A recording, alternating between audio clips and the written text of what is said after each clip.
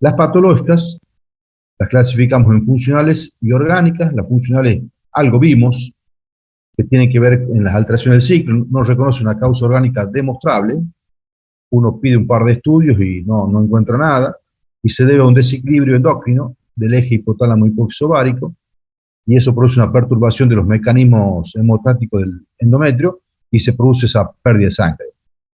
Y ya hemos visto que puede ser cualquier desequilibrio hormonal, tanto del eje como extraeje, ya sea tiroideo o de la corteza suprarrenal, que esas hormonas pueden producir un desequilibrio y produce esa pérdida de sangre. Y las orgánicas, generalmente cuando uno pide los estudios y evalúa y evidencia alguna causa clara, ya vamos a ver que hay causas que tienen que ver con, que vimos ya, que tienen que ver con patologías benignas y algunas patologías malignas. Las sistémicas son las que no tienen que ver un origen ginecológico, puede ser por uso de medicamentos, por ejemplo, anticoagulantes, mujeres que tienen que han tenido un antecedente de una trombosis, un antecedente de un IAM, un infarto agudo de miocardio, un problema cardíaco, que le tienen que dar algún elemento anticoagulante, y a veces ese mecanismo anticoagulante produce una metorragia en las pacientes. La hipertensión arterial, algún pico hipertensivo, es preferible, obviamente, que tenga una metorragia y no que tenga una hemorragia cerebral, así que es importante evidenciar la causa de la metorragia para no caer en un tratamiento únicamente de la metorragia sin descuidar que está habiendo un pico hipertensivo, y eso puede ser peligroso si uno se aboca únicamente a la metorragia. Y los trastornos, las discrasias sanguíneas tienen que ver con trastornos hematológicos, todas las púrpuras, las leucemias, que a veces pueden dar en su primer inicio un trastorno de metorragia. Las genitales, propiamente dicho, tiene que ver con las gestacionales. Acá nos interesa a nosotros desde el punto de vista ginecológico las del primer trimestre, sobre todo. Las demás son patrimonio de la obstetricia. Y hay dos por trastornos del embarazo en ubicación ortotópica, era la que vamos a describir ahora, y la del punto de vista ectópico, que generalmente se produce fuera del cuerpo uterino, lo más común es la trompa, tiene una clase específica de embarazo ectópico, que vamos a mencionar nosotros someramente acá como causa de metorragia. Tiene otros componentes que, bueno, pero es importante tener en cuenta que puede producir una metorragia. Las de la alteración gestacional en la primera mitad del embarazo, todo el primer trimestre, es una alteración que se produce del embarazo en su ubicación normal, que es en el cuerpo del útero, y hay una serie de etapas de un mismo proceso que van en complejidad creciente de amenaza de aborto, aborto en curso, aborto inminente y aborto incompleto. Hasta acá son etapas de un mismo proceso, en el cual hay una mujer que se embaraza y tiene un anuncio de pérdida de ese embarazo. Por supuesto, estamos refiriendo a las pérdidas naturales, espontáneas. Realmente, una mujer que está en las primeras semanas del embarazo puede tener un síntoma y dos signos, y eso hace que la clasificamos a esta etapa. El primer síntoma que puede tener es el dolor pelviano y la pérdida de sangre, también es otro síntoma, y el signo son cómo está el cuello del útero.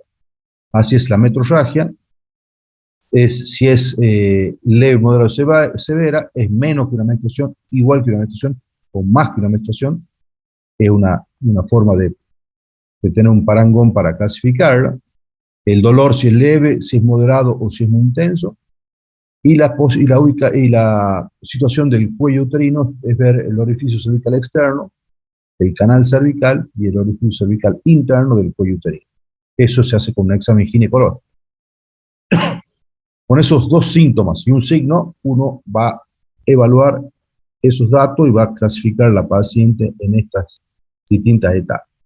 Y la amenaza de aborto es aquella mujer que generalmente está cursando un embarazo en su primer trimestre y comienza con un dolor pelviano, tipo contractura, parecido al menstrual, tipo cólico, que asciende y desciende, el dolor, y si es leve y la pérdida de sangre es menos que una menstruación, y la revisamos y vemos que el orificio cervical externo del cuello está cerrado, la clasificamos como una amenaza de aborto.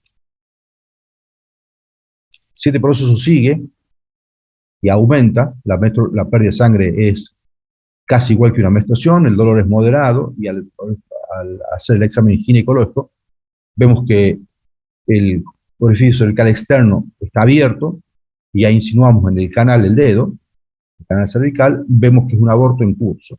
En ambas situaciones, obviamente el tratamiento es conservador, tratamos de recomendarle a la mujer el reposo absoluto, le damos una dieta que no sea astringente, más bien para que vaya de cuerpo sin hacer esfuerzo, abstinencia sexual, también les recomendamos. Les podemos dar algún antiespasmódico uterino, generalmente le damos relacionados con buscapino sertal, simples, le damos progesterona, que actúan también como miorrelajante y como trata de afirmar el endometrio, el embrión al endometrio, y aumenta también, como ya vimos, la capacidad endometrial con los nutrientes.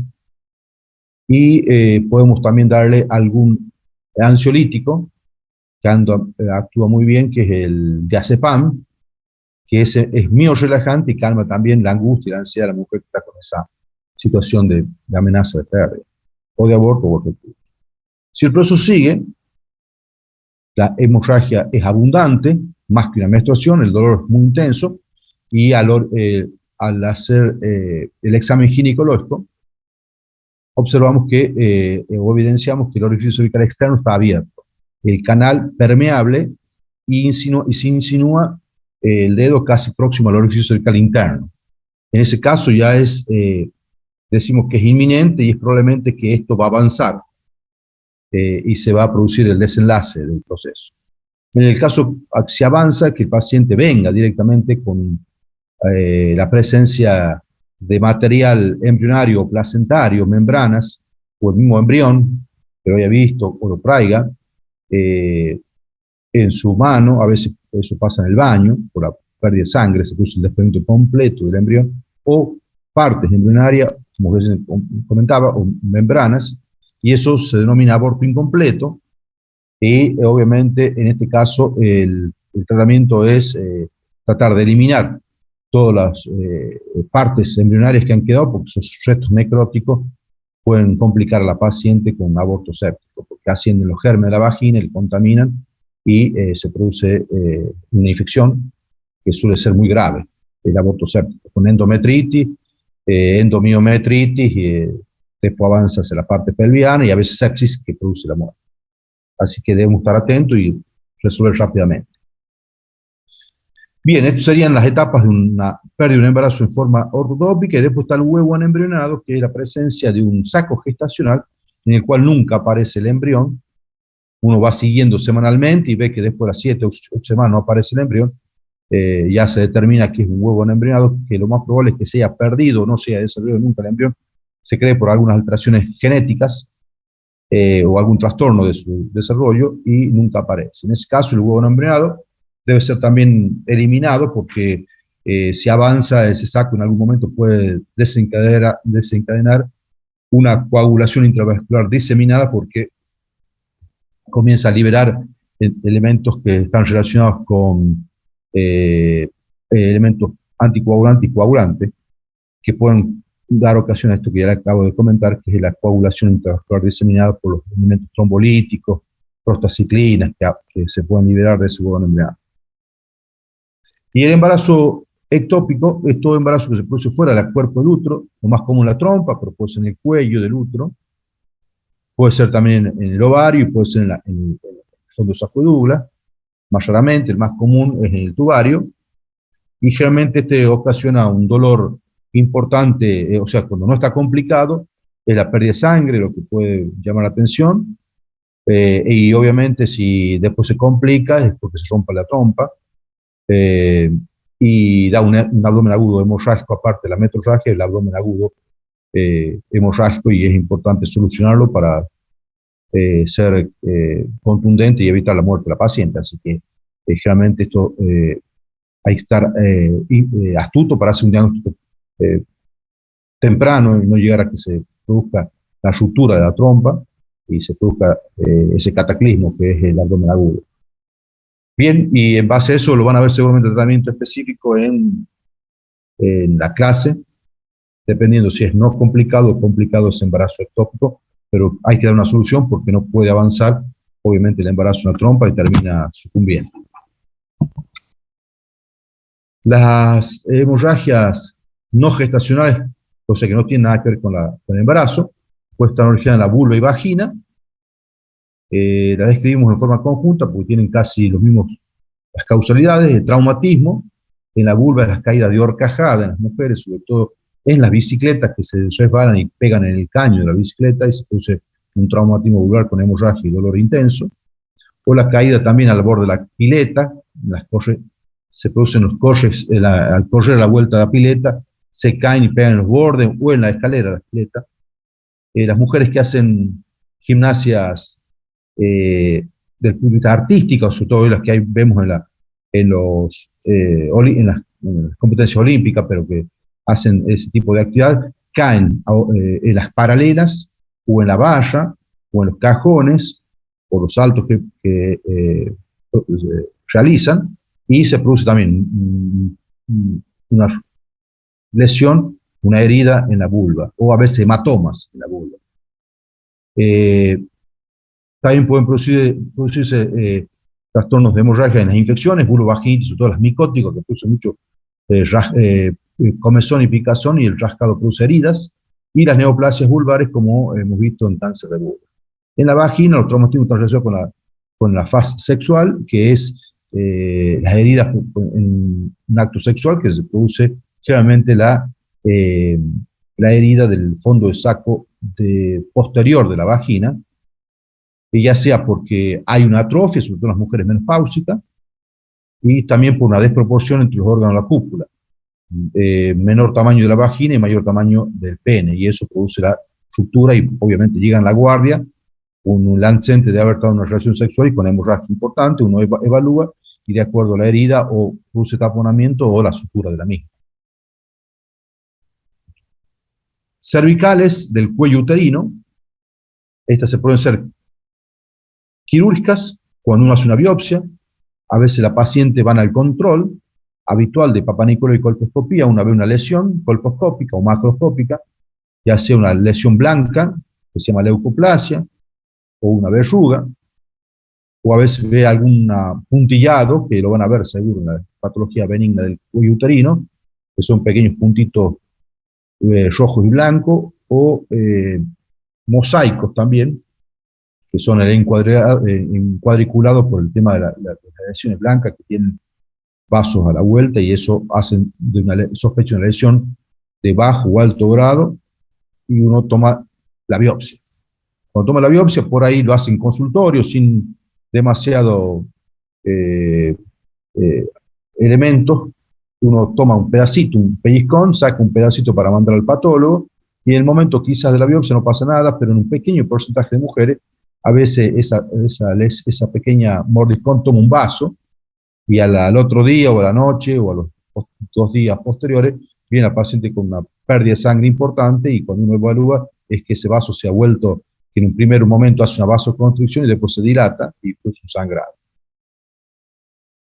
Otra hemorragia es la conización, que la conización que ya hemos visto en cáncer, en lesiones iniciales del cáncer de cuello útero en el estadio 1A1, que puede hacer un tratamiento conservador, que es la conización, que saca un triángulo, un cono del cuello del útero. También se lo usa para lesiones precancerosas de alto grado, y generalmente eso hoy por hoy se lo puede hacer en forma ambulatoria, en consultorio, con un láser o con un bisturí de alta frecuencia de coagulación.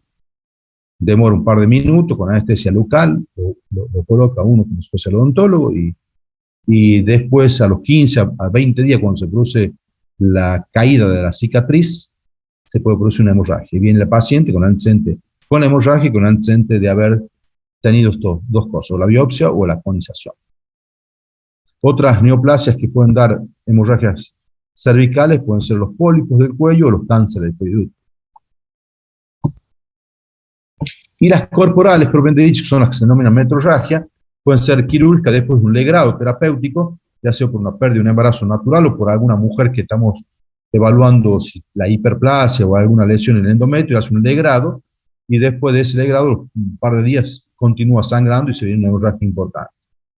Otra es inflamatoria por una endometritis, ya sea por una infección ascendente de la vagina, o la presencia de un DIU que se inflama y se infecta y da sangrado por la presencia de ese DIU que produce una endometritis. Y la presencia de tumores benignos, que son los pólipos endometriales, miomas, que vamos a ver ahora en la clase que sigue, son tumores benignos del cuerpo uterino, hiperplasia, que son el estímulo del endometrio, que producen engrosamiento, que son a veces algunas benignas y otras son precancerosas, y los malignos, los adenocarcinomas de endometrio, los sarcomas uterinos, o los coriocarcinomas, que son tumores malignos de la placenta, que una mujer que se embaraza, pero nunca desarrolla el embarazo, sino que se desarrolla un tumor. Benigno se llama mola, y si es maligno el tumor de la placenta, se llama coriocarcinoma. Bien, ¿alguna duda, chicos?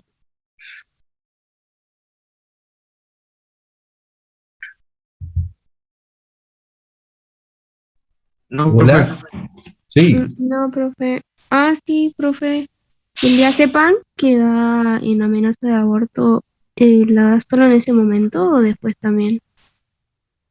¿Cómo dice? No escuché bien. Usted mencionó que en la amenaza de aborto se le da a la paciente diazepam. Sí, ¿Cuál es la dosis o no por escuché cuánto bien. tiempo se da? ¿Cuál ¿Cómo? es la dosis o por cuánto tiempo se da? La dosis. La dosis me dice. Sí, o por cuánto tiempo se da. Y la dosis generalmente se usa la menor, entre 5 y 10 miligramos. Y se lo puede hacer cada 12 horas, uno por día. Y después la constancia del tratamiento va a depender cómo mejora la sintomatología de la paciente. Ah, bien, doctor, gracias.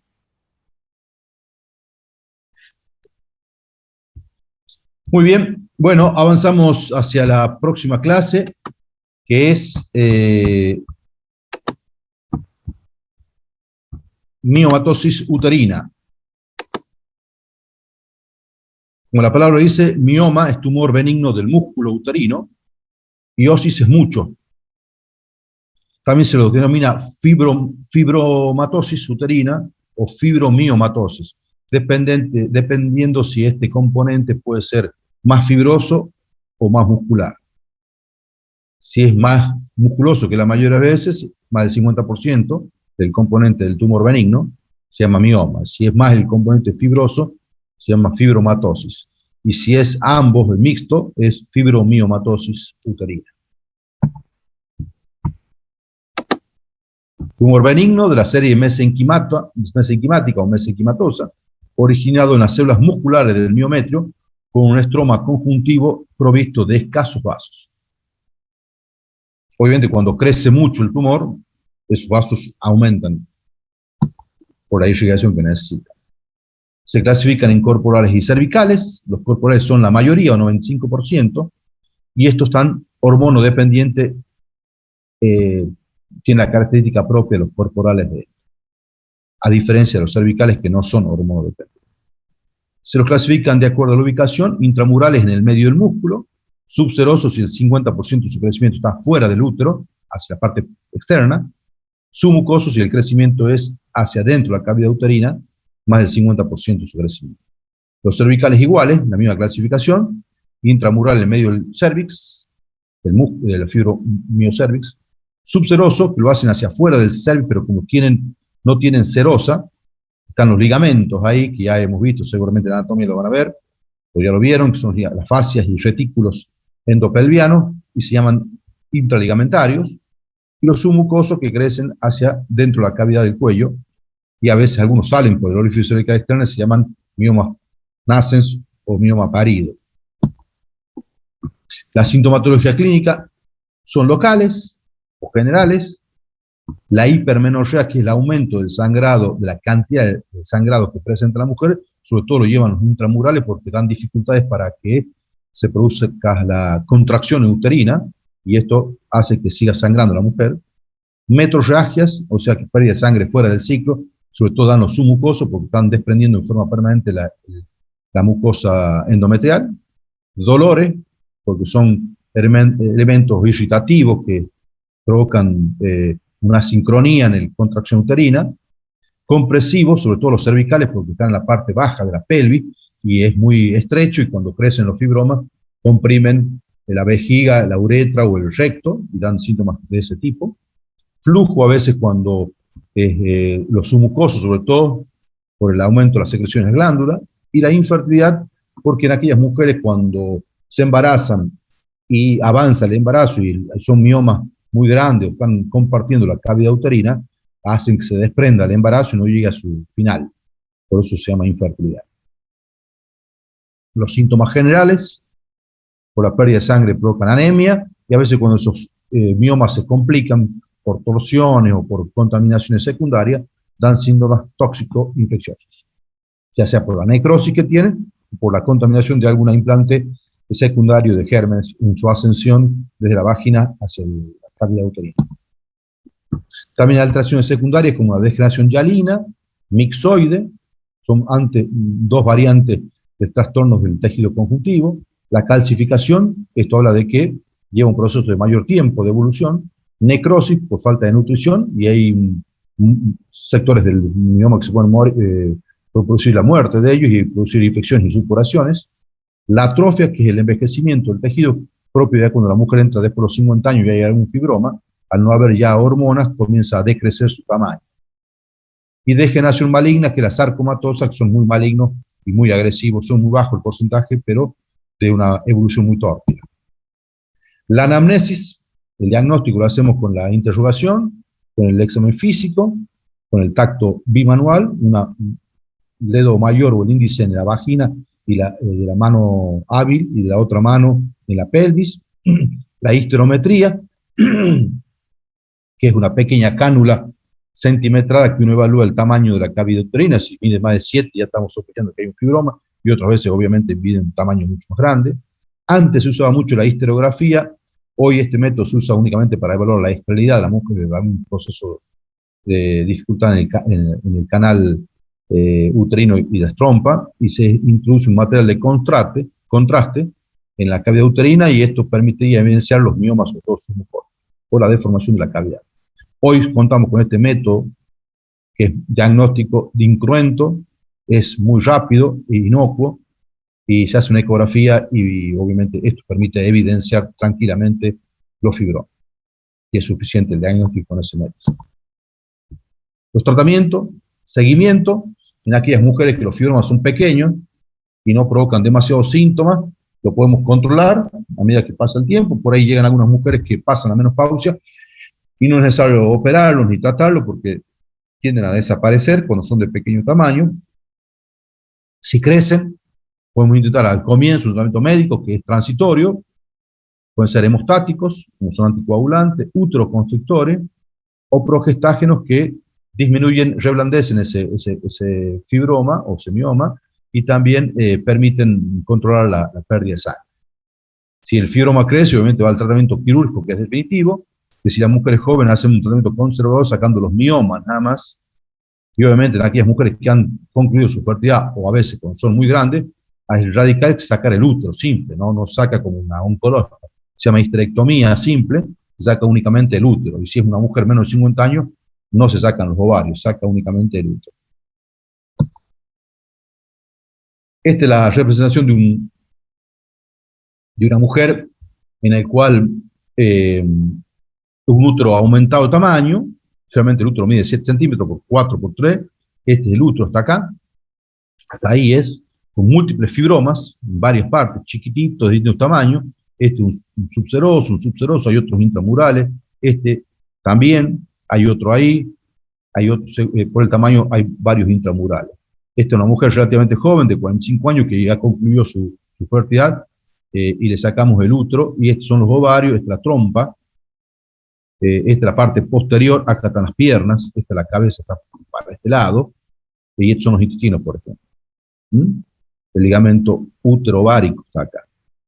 Bien, y este es un gran mioma subseroso. Fíjense en los vasos que tiene, por el gran tamaño que logra tener, desarrollar gran contenido de vaso. Esta es otra foto de la misma paciente,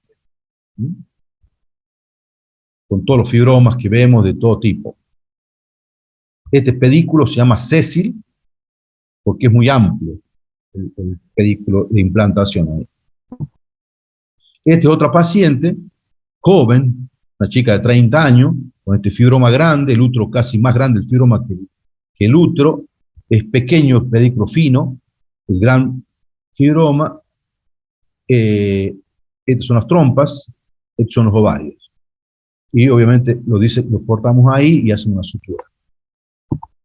Y le conservamos obviamente el útero. Esta es otra foto de la misma pasada. Es también una paciente joven, en el cual también le conservamos el útero y le sacamos varios fibromas. Acá hay uno intramural, acá hay otro intramural y acá están algunos subserosos. Ahí también se ven ahí el intramural. Son los ovarios, esta es la trompa y acá está la trompa. Ahí lo vamos haciendo la cirugía conservadora, que abrimos el útero y sacamos los fibromas por dentro, con un gran componente de tejido fibroso, por eso es tan blanco. Si fuese más rojizo, tiene más componente muscular. Esta es la cantidad de fibromas que le sacamos a esa mujer, creo que hay como 9, pero bueno, hay muchas que sacamos quizás un poco más y otros un poco menos, pero desde un tamaño, de una, no sé si como una naranja, y van disminuyendo hasta un pequeño tamaño, acá como casi como un maní. Bien, ¿alguna duda, chicos?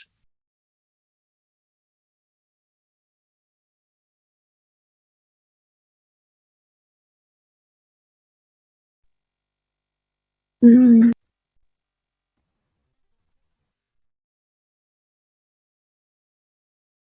¿No? ¿Estamos listos?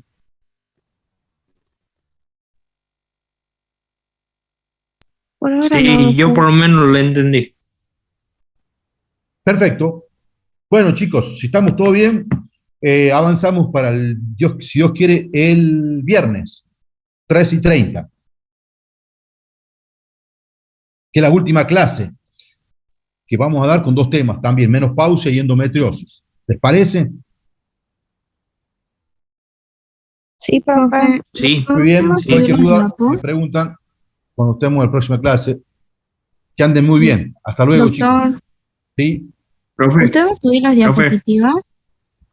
Mire, ahí yo se las puedo enviar, pero la chica, la secretaria, que es Ivana, ella tiene las clases todas. Ah, bien, gracias. Pregúntenlo, si no lo tienen para la próxima clase, se las mando por mail a uno de ustedes y después ustedes la socializan. Todos los chicos de las temas de las cursadas las tienen las clases mías, yo se las pasé a todos. Realmente creo que están ahí en Bedelí, en Ivana las tienen. Ah, bien, gracias, Doc. Bueno, muy bien. Bueno, que tengan un lindo Nos día. vemos si Dios quiere, que tengan un buen día. Hasta luego.